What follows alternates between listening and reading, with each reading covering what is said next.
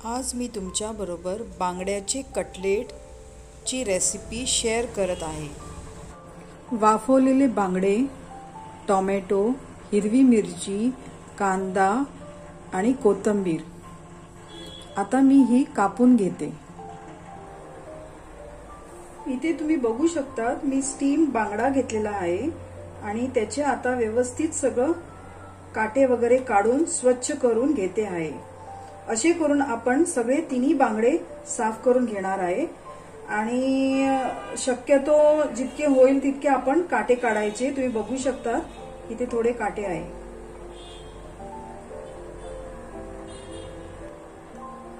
व्यवस्थित रीतीने आपण हे सगळे काटे काढून घेऊया।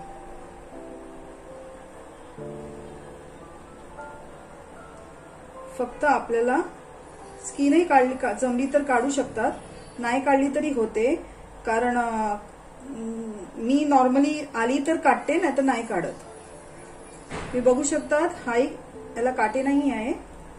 हे सगळं असं करून आपण स्वच्छ करून सगळं फक्त फिशचे हेच काढायचं, फ्लॅशेस काढायचं किंवा मांसच काढायचं।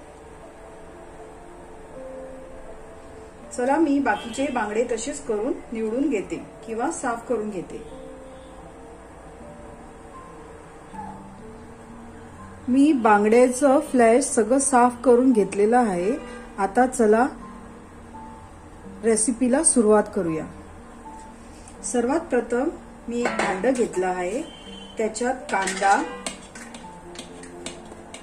पहिली मी थोडाच कांदा घालते कारण मला जरा जास्ती वाटतो, टोमॅटो, हिरवी मिरची, कोथिंबीर, आलं लसूणची पेस्ट, लिंबू मग मी पिळते, हा गरम मसाला आहे, हळद आहे आणि मीठ आहे, हे सगळं मी घालते। हे जे बांगड्याचं मी हे केलेलं आहे, बांगड्याचं फ्लॅश काढलेलं आहे तेही ऍड करते। लिंबू थोडा पिळते। लिंबूच्या बिया वगैरे आल्या तर बाजूला काढून ठेवा, नाहीतर तोंडात आलं तर ते कडू लागतं।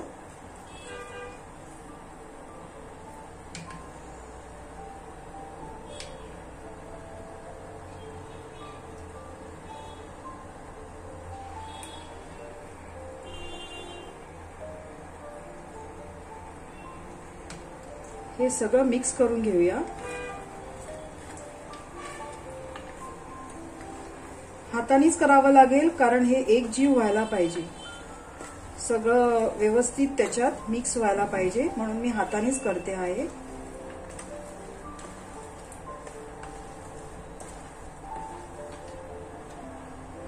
तसंच आपण ह्याच्यात आता पावाचे तुकडे घालूया।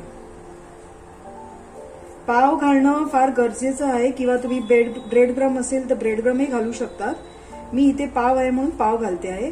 याचं मेन कारण आहे की एक तर बाइंडिंग होणार, कटलेट छान शेप मध्ये फ्राय होणार, आणि जे एक्स्ट्रा पाणी आहे तुम्ही बघू शकतात, मला इथे थोडे काटे मिळतात आहे, ते मी बाजूला काढून ठेवते, कारण एक एकदा काय होतं घाई गडबडीमध्ये चुकून काटे याच्याबरोबर जातात, फ्लॅश बरोबर जातात, तर तुम्ही जेव्हा तुम्ही मिक्स करतात तेव्हा तुम्हाला जर काटे दिसले तर तुम्ही त्याच्यातून काढू शकता,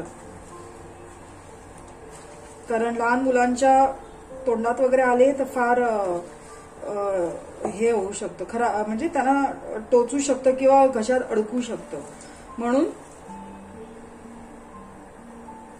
ही काळजी आपण घ्यावी।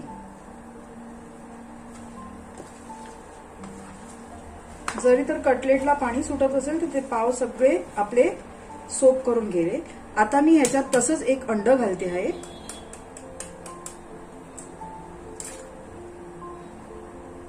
अंड सुद्धा बाइंडिंगचं काम करतं।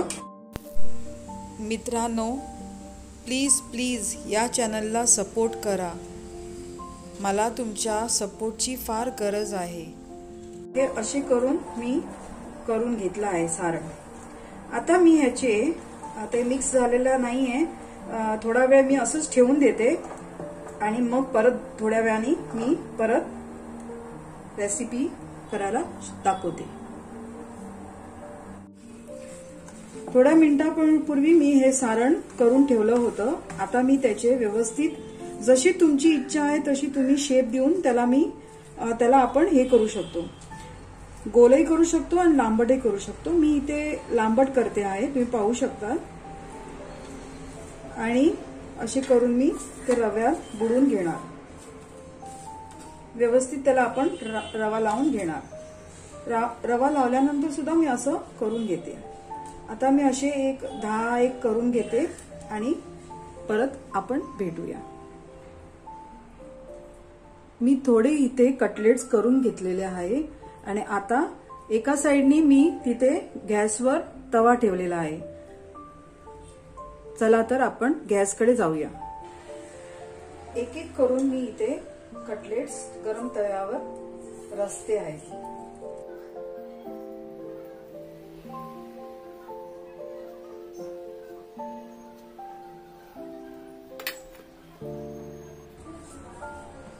मी आता वरून थोडं तेल घालते आहे. मी डीप फ्राय कधी करत नाही, कारण जितकं कमी तेल खाईल तितकं आरोग्याला चांगलं, म्हणून मी असं वरूनच तेल हे करते, घालते.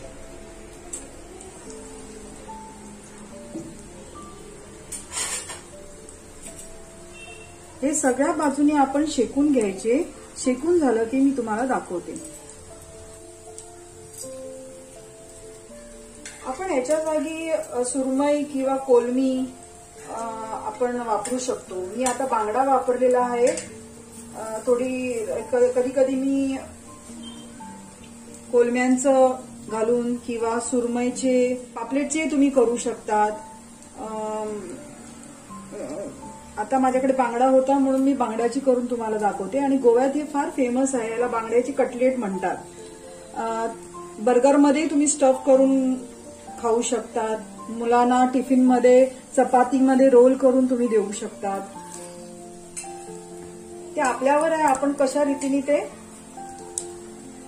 खातो. मला माहित आहे माझ्याकडून बोलताना खूप चुका होतात, ह्याच्यासाठी मी व्हिडिओ अपलोड करत नाही. पण आज मला असं वाटतं की माझी ही रेसिपी तुमच्यापर्यंत शेअर करावीशी, म्हणून मी ही करते आहे. तर माझ्याकडून काही बोलण्यात चुका होतात ते प्लीज मला माफ करा, कारण सगळ्यांनाच बोलणं जमत नाही.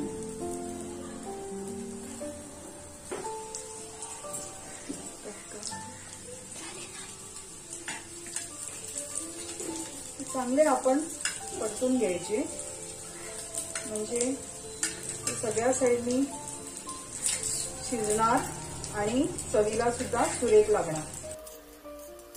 ही कटलेटची रेसिपी तुम्ही स्टार्टर म्हणून आपलं गेट टुगेदर असेल किंवा पार्टी असेल तर गेस्टला ऑफर करू शकतात. आणि शक्यतो ही रेसिपी गरम गरमच खावी, कारण थंड झाली की ती तेवढी चविष्ट लागत नाही. तो शक्य असेल तर आपण जेवायच्या अगोदर 10 मिनिटं अगोदरच फ्राय करायला घ्या आणि गरम गरमच खा. ती मज्जाच वेगळी असते. कटलेट फ्राय करून बघा झालेले आहे. आता मी एका प्लेटमध्ये काढून तुम्हाला दाखवते. हे कटलेट चांगले क्रिस्पी करून घेतलेले आहे, तुम्ही बघू शकता. असं करून तुम्ही सर्व करू शकता. मी सॅलड आणि कटलेट्स घेतलेले आहे. चला तर भेटूया नंतर दुसऱ्या रेसिपी सोबत. फ्रेंड्स, ही रेसिपी कशी वाटली नक्की कमेंट करून सांगा. या चॅनलला लाईक, सबस्क्राईब आणि बेल आयकॉन नक्की वाजवा. Thanks for watching.